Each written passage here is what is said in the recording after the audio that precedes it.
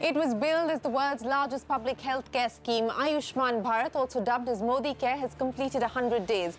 The aim was to provide health insurance coverage of 5 lakh rupees every year to more than 10 crore poor families. No limit on the size of the family or the age of the patients. 100 days after the rollout, 7 lakh people have benefited to the tune of 935 crore rupees. This according to government data.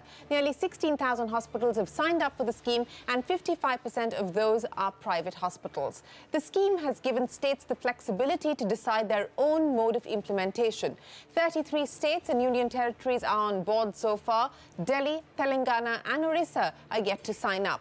While the scheme has taken off, some concerns remain. Less expensive procedures are seeing more demand, highlighting the need for more super speciality hospitals to be brought under the scheme. The Indian Medical Association has pointed out that same medical procedure under the Ayushman Bharat scheme costs less than the government's own central health scheme. So they want rates to be aligned so that more hospitals can come on board.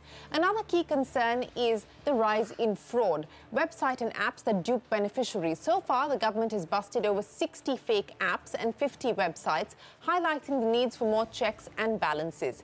In a bid to improve oversight, the Cabinet has decided to set up the National Health Authority, which will be an autonomous body and will not come under the ambit of the Health Ministry. The CEO of the NHA will have similar powers to that of a secretary to the government, so pretty much will be able to decide on matters related to pricing, etc. To discuss the hits and misses of the Ayushman Bharat scheme, we're now joined by Dinesh Arora, the Deputy CEO of the National Health Agency, Sangeeta Reddy, she's the Joint Managing Director for Polo Group of Hospitals, and Anil Goyal, Joint Secretary of the Indian Medical Association.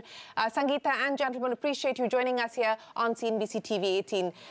Dinesh Arora, let me start by asking you, 100 days as far as Ayushman Bharat is concerned. I read out the data that the government has put out.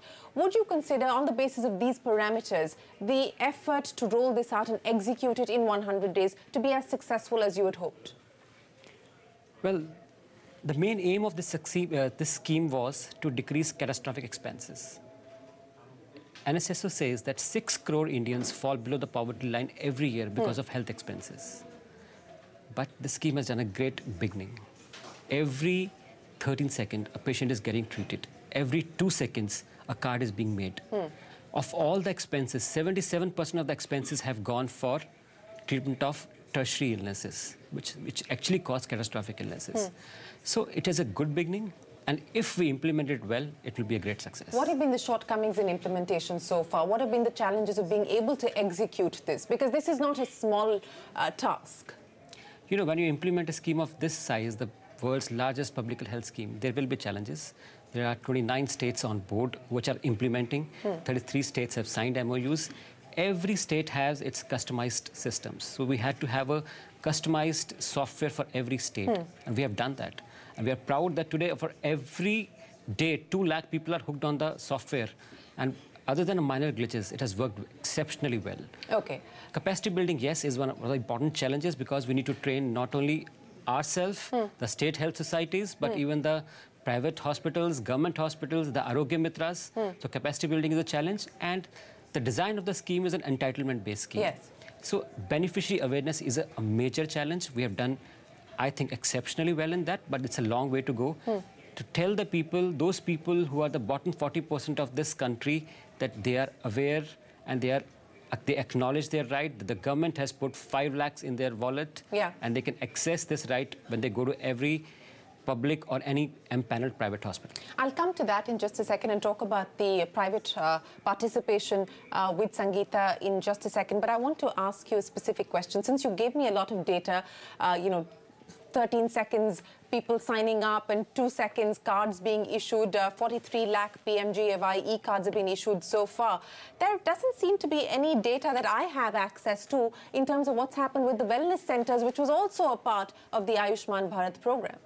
Okay, this is a dashboard which we have for PMJAY. If I can just show it to you. Yeah. Just give me a sec. And this is going to be very soon on our website. All the states have it. If somebody can zoom on this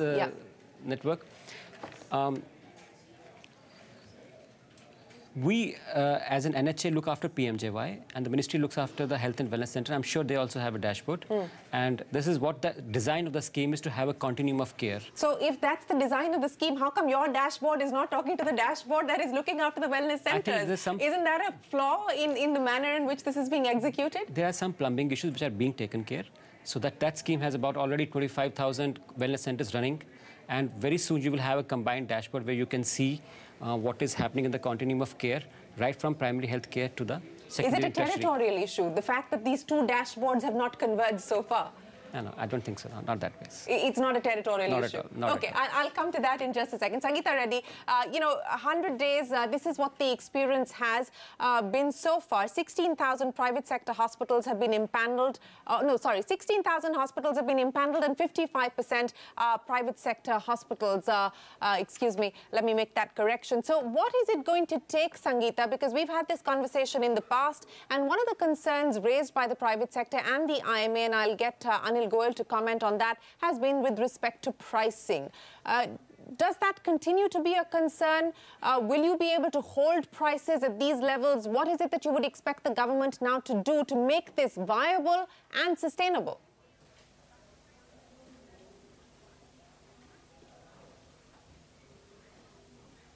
So clearly, Shireen, first of all, Happy New Year. I think having a scheme like this is crucial for the government. And definitely it's very important to find a way to bring people who are uncovered under a form of coverage. It is unfair to have people accessing healthcare needs and being driven into poverty. So that unequivocally, all of us are very supportive of the scheme. What we need to do is a scientific methodology on pricing. And this is what, whether it's the CII PwC report or the FICCI report, we've done a scientific analysis of cost, and we've projected this forward to the government, saying that the current prices, which are 20 to 30% below CGHS, are unsustainable. And I think our chairman, the chairman of Apollo said it the best when he said that the power and the vision of the scheme are far more important than the pain of the pricing at this point of time. So today, we are fully signed on this because we believe it's an important move for the country. But in the long-term perspective, it's very important to have a rationalization of the current reimbursement prices. The current prices are unsustainable. They barely cover material costs. Okay. They don't cover the overall cost of equipment or our cost of capital. So there is something that needs to be done to look into this further. But definitely it's a wonderful and an extremely powerful scheme.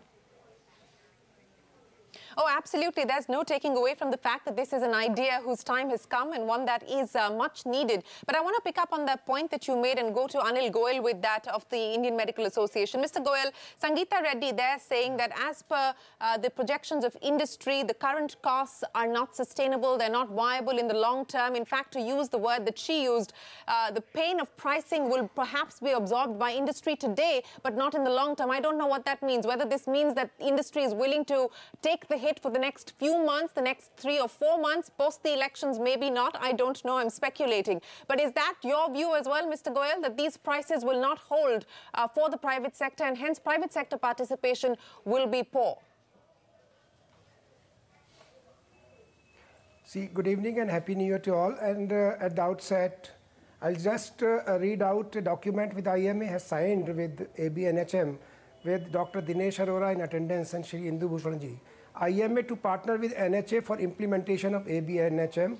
That means IMA welcome this scheme of Prime Minister. This is an extremely good scheme for the 50 lakh people of this country. Yeah. But the package rates, as it was written, is an evolving process.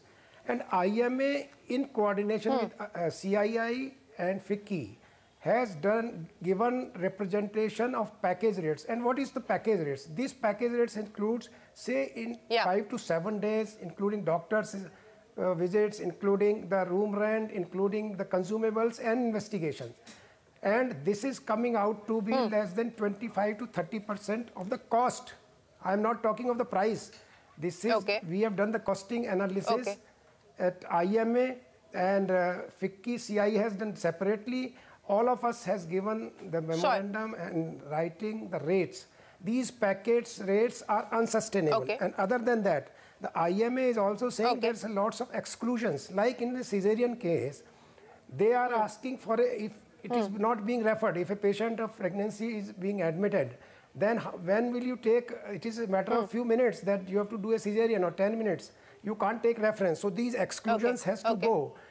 What is there in package rates, the inclusions and exclusions has to be defined very, very clearly. Other than that, what we are saying is primary health care. That means the OPD. That should also come under MBNHM. And fourth thing is these wellness centers, as you said. What we are saying, IMA is ready to partner those wellness centers and can provide MBBS doctors. What we are saying in wellness centers, there should be MBBS doctors. So these are the 4 issues. And other than that, there are procedural issues like grievance redressal, and then Arogya Mitra and all. I'll come to that in just a second. There's a whole host of issues. Okay. Okay, there's a whole host of issues that both you and Sangeeta Reddy have raised. So let me go to Dinesh Arora with some of them. Let's address the pricing concern. This was addressed by industry even before the scheme was launched, that the rates that you were formulating were not going to be sustainable in the long term. You've done 100 days, the feedback continues to be the same. Now that you do have independence in that sense from the Ministry of Health, is there a plan to review the pricing of packages? Okay, let me tell you, the proof is in the pudding itself. 16,000 hospitals have already joined, of which 9,000 are private hospitals. And many of the tertiary surgeries are being done in the private sector. It's not about number game, Sheen. When you see a person from Jharkhand coming to AIIMS with a hole in his heart, not able to get treatment for 3 years, but with Ayushman Bharat getting his treatment, even getting the reimbursement back.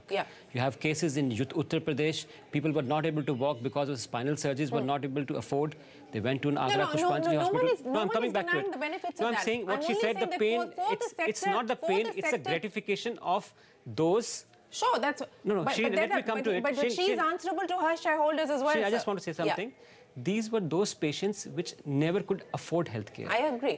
These are the unmet needs. They were the unmet needs. They were not the paying customers for any of the private sector. 2, we have 16,000 hospitals already impaneled. 3, we fully stand with what IMA we signed with. Yesterday's historic step is a step towards that. NHA gets the authority now to decide the packages as well as the ceilings as well as the rates.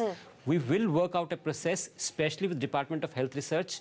We are already in talks with PGI. We have an economist there who is working with us for determining the costing. Some of the costs we agree and concede that may not be reflecting the market prices, especially in metro towns, and we are working towards it. Okay, so that there is an acknowledgement that the pricing, at least in some packages, is not sustainable, and you are working now... Especially in metros. And, you know, what we require is a gradation of hospitals. It can't be the same for a 30-bedded hospital and, say, a JIC or a JCI or an NABH qualified 500-bedded hospital with super speciality. So we need to bifurcate them where the super specialist treatments could be done, and then perhaps work out a gradation of hospital based on their quality services, a ranking, and then give a price according to that. So how soon do you believe you will be able to review this and actually put this into implementation? Shri, I must concede this will not be ad hoc. It will be an overall exercise, and we will go to the authority. We have a governing board of the authority chaired by the Honorable Health Minister. We will go with a proposal very soon. And I can assure you one thing on behalf of CEO NHA, that we will consult all the stakeholders, including IMA, including super special hospitals, and the process will start very soon. Okay. Sangeeta Reddy, you've heard what Dinesh Arora has to say, that they concede that at least as far as the metros are concerned, the pricing of the packages currently perhaps is unrealistic, but they're open to review. So is that giving you some succor, some relief about the way ahead?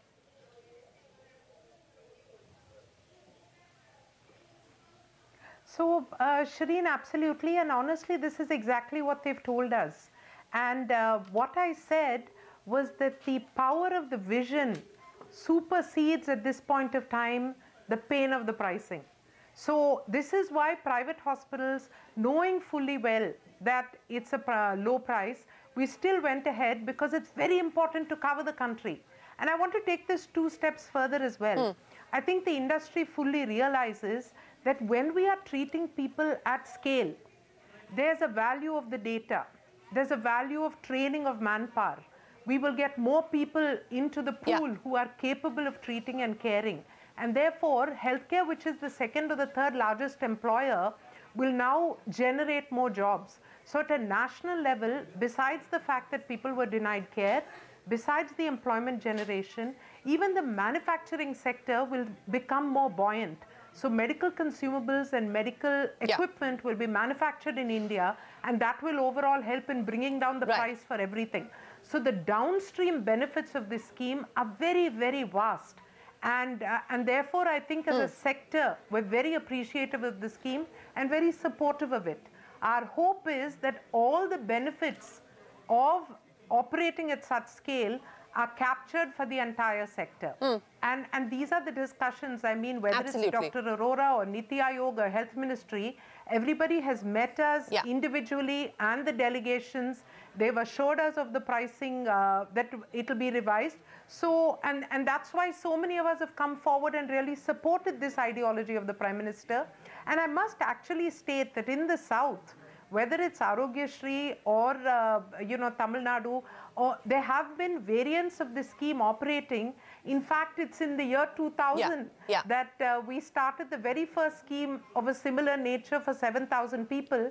So we've been supporting the concept of a collective social or private insurance to cover people, and a third-party payment system is the only way to bring advanced care within the reach of people. So that's really our analysis of the scenario. Great beginning, lots more to do, and let's do it together. Let's get the benefits of this. Okay. So you're absolutely right. You're echoing the point made by Dinesh Arora. Access to care for the people, sure, but the spin-off benefits. Absolutely. I think, Shireen, I'd just like to add also here that... I'd like to add to it here. That we are already in talk with NPPA, DHR, and the process is being worked out. And this will be a detailed...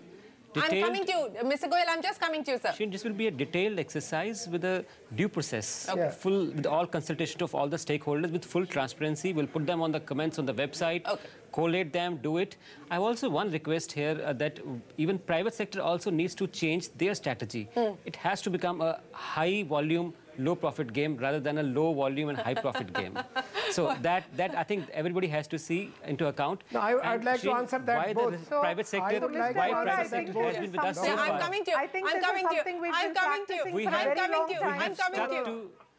We have stuck to our thing. Let me answer to that payments too. are being released in 15 days time, which we said not even a private insurance does the payments in 45 days. Okay. Yes, Mr. Goyal, go ahead. He's saying that hospitals also need to change their strategy, focus on higher volumes and low profit. Go ahead, sir. No, I would answer that. Please. What Dr. Arora is saying is not right. Large volume means large amount of expenditure. We need to give the quality services. It does not mean that large volume means that you will have more profits. It is not like this. We are ready to work on low profit. Even we are ready to work on no profit. See, I am writing a document which we signed IMA with Dr. Dinesh Arora. IMA is a part of costing committee formed by Directorate of Health Research, MH and FW New Delhi, and IMA team attended the first stakeholders meetings on September 6. After that, we have been asking again and again that IMA wants to make this scheme successful. But if you do the costing study, you will find the glaring discrepancies in the package rates provided. And large volume does not mean large profit in medical field. Small and medium-sized hospitals would be closed down if they have large volume. Like 50 to 100 bed will close down if they have 50 subsidized patients. No, they do not have that kind of money. You make a valid point, sir. You make a valid point, and I think there has been an acknowledgement on the part of Dr. Dinesh Arora on that. But let me now talk to you about the other point that Mr. Goyal had raised, and that has to do with the exclusions as well as more clarity on the inclusions. How do you plan to address that? You are open to reviewing the pricing as far as packages are concerned, but what about the exclusions currently? I think this scheme has the lowest number of exclusions. In fact, we have one package called unspecified, where the state can fill in any of the procedures not covered in. So I think this is perhaps one of the most inclusive schemes which have ever come in India from the demand side financing. Okay, since you're talking about states, and I'll get Mr. Goyal to respond to that in just a second. There are lots of inclusions. What has been the experience on execution? No, I'm saying there are lots of inclusions. I'll get him to address that, sir. Okay, more clarity on inclusions. Yeah, we are ready to any such clarity required. What I'm saying is, Dr. Arora, I have talked to you. See, let me complete. Lots of ahead, inclusions in that package. That includes consumable, that includes all investigations, that includes doctor's visits, that includes stay. Suppose a patient of gallbladder disease, that is stay for 5 to 7 days, which is not actually needed. With all investigations, all consumables, all doctor's visits, that is what those inclusions has to go. This needs to be an operative package for 2 days, like that. And we have given already suggestions. We can sit further, and we are ready to sit anytime you want. Okay, all right. Very quickly respond to that, and then I want to ask you about what the experience has been like working with states where the RSBY has already been functioning and states which have actually now taken to this scheme greenfield, so to speak, greenfield states, so to speak. Dr. Goyal, you are welcome anytime. Our doors are open. We have been always talking, and now with the revised authority coming in, please come, please walk in. We will have soon the committees which will be doing this work, and we will welcome all your suggestions. With the due process defined by the authority, we will go forward. We are waiting. On the states. Yeah. Shireen, on the states, I must compliment that you have got the authority now, and we are ready to be with you. Thank you, Dr. Goyal. Thank you so much. Tremendous response, actually. Name any state, and they have coped up the way harmonization has taken place. And more interestingly, the states like Uttar Pradesh have picked up so fast. They were having about 10-15 cases per day. Today, they are clicking more than 1,500 cases per day. So that's the uptake which has taken place in UP, Jharkhand, to a good extent in Bihar, very good in Madhya Pradesh, Haryana. These were all states which were what we called as greenfield and green shoots. Yeah. And is that going to be the focus now on getting the greenfield states to adopt? I think that was the focus so far, and they have responded extremely well. But the focus is right now on stability. From stability, we move to two things now. I think if you talk about the short-term vision, next will be quality services, gradation of hospitals, and the abuse control. Okay, so in terms of abuse control, what has been the experience so far in terms of the fraud? Would not like that middle-level hospitals closed down. Okay, yes, go ahead. Okay, so right now, this fraud control doesn't mean that it starts as a single point. It starts from the short term to also add the pricing. Yes, Sangeeta. Yeah, go ahead. We thought pricing will be an ongoing, and it's going to have. Shireen, was that in the short term, to kindly in your short term plan. So, Dr. Arora, my only request was in your short term plan to also add what you had already committed to, which is the pricing revision. Pricing revision will have, Shireen, a process. Sangeeta, please bear with me. It has to be a process, and we will start the process soon. It will take its course, but you will be comforted with the process of how we started in a very transparent way, accountable way. We are completely cooperating with you. Doctor, absolutely, Arora, absolutely. And I am fully aware. I must say that Apollo hospitals... Time frame. Dr. Dinesh Arora, time frame is what industry is looking for. So give me some sense. 3 months, 6 months, what is it going to take for you to be able to deliver on a commitment that you've already made to them?